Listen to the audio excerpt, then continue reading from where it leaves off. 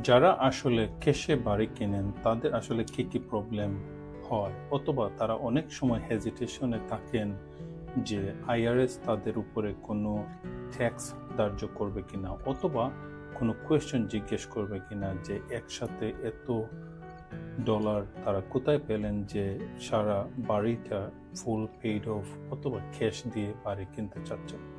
এই বিষয়গুলো নিয়ে আমি একটু বিশদ আলোচনা করব আজকে।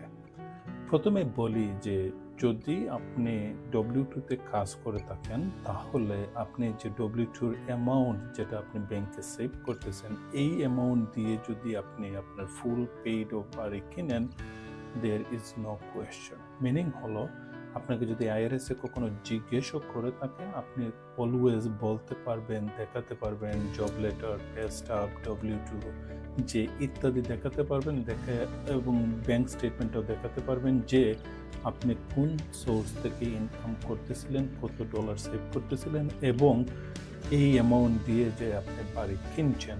So there won't be any problem যখন আপনি ট্যাক্স ফাইল করবেন এবং ট্যাক্স দিয়ে দিবেন ওই ইনকাম থেকে। সো যদি W2-তে কাজ করে থাকেন, পে স্টাব, জব লেটার ইত্যাদি দেখাবেন, প্লাস আপনার ট্যাক্স রিটার্নটা দেখাবেন। যদি এগুলো দেখাইতে পারেন তাহলে আপনি ফুল পেইড অফ বাড়ি যে ক্যাশ দিয়ে কিনতেছেন, আইআরএস যদি কখনো জিজ্ঞেসও করে, দেয়ার ওন্ট বি এনি প্রবলেম, আপনার সেফ। হাউএভার, আপনি যদি সেলফ এমপ্লয়েড বিজনেস ওনার হন, আমরা যদি এক্সাম্পল হিসেবে ইউজ করি যে উবার, ট্যাক্সি, লিফট, অথবা কোনো একটা বাসায় বসে অনলাইন বিজনেস, ক্লোথিং হতে পারে, ফুড ক্যাটারিং হতে পারে, মেবি স্মল কোনো একটা স্টোর, 99 সেন্টসের স্টোরে এরকম হতে পারে, এবং সাম অফ দ্য ইনকাম আপনার ইজ এ ক্যাশ ইনকাম। এবং ক্যাশ ইনকামটা যদি হয় তাহলে আপনার এই অ্যামাউন্টটা কিন্তু আপনার ব্যাংকে যাচ্ছে না। যখন আপনি বাড়িতে কিনতে যাবেন ফুল পেইড অফ, তখন আসলে আপনার ব্যাংকে যেহেতু অ্যামাউন্টটা জমা ছিল না, অথবা আপনি ট্যাক্স রিটার্নে যেহেতু এটা ক্যাশ ইনকাম 100% আপনি দেখানো নাই, এই ক্ষেত্রে আসলে আপনার কি করা বা কিভাবে আপনি আইআরএস এর কাছ থেকে আপনি বাঁচবেন, ওয়ান অফ দ্য টিপস হবে যে আপনি যখনই একটা বাড়ি কিনবেন তখন যদি আপনার এনাফ অ্যামাউন্ট আপনার ব্যাংকে জমা না থাকে, তাহলে কিন্তু আপনি গিফট চেক নিয়ে নিতে পারেন। এবং গিফট চেক নিতে গেলে আপনি যে একজনের কাছ থেকে নিতে হবে এইরকম না।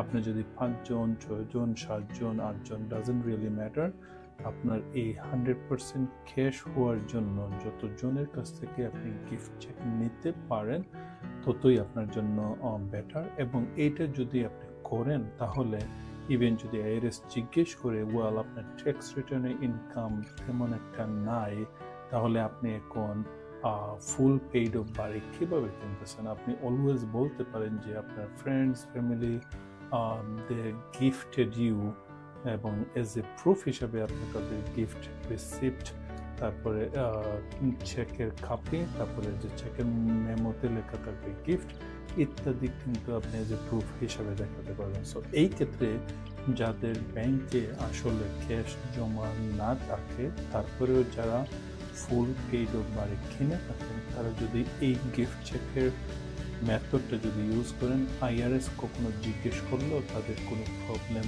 হবে না। এবং আইআরএস এর কাছ থেকে তারা literally they can win it against IRS. IRS জিজ্ঞেস করতে পারে যে এই অ্যামাউন্টটা কোথা থেকে পেলেন, আপনি সিম্পলি বলে ফেলবেন যে আমার আত্মীয় স্বজন, বন্ধু বান্ধব, তারা আমি যখন বাড়ি কিনতেছিলাম তখন আমার থেকে গিফট করছে।